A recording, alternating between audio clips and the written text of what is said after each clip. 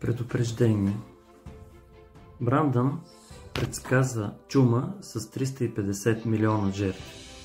Твоят шанс за спасение е сега. През 2025 година се очаква невиждана пандемия. Но защо това е последният ни шанс за спасение?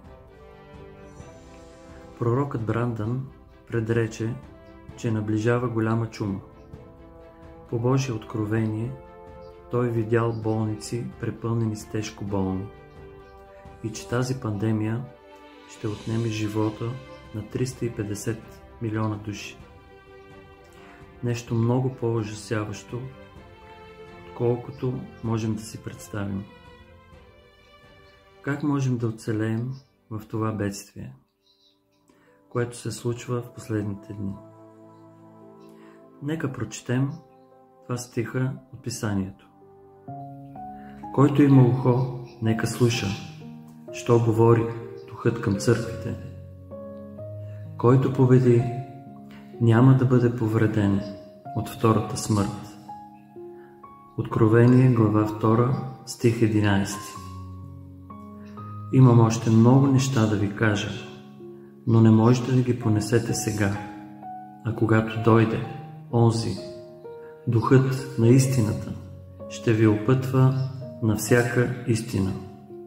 Йоан, глава 16, стих 12 и 13.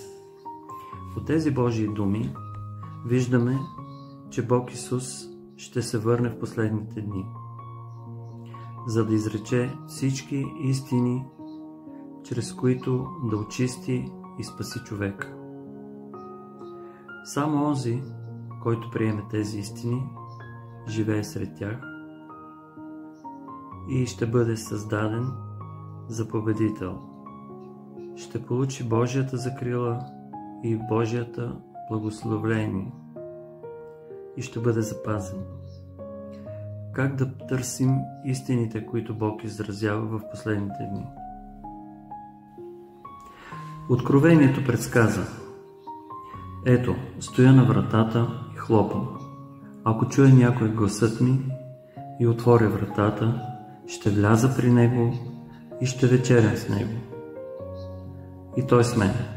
Откровение, глава 3, стих 20.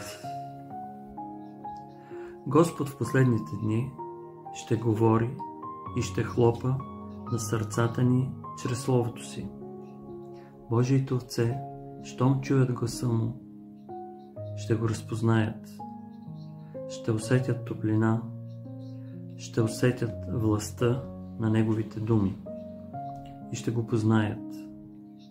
Така ще дойдат при Бога и ще приемат спасението му. Искате ли да посрещнете Господа и Божията закрила? Отговор на амин.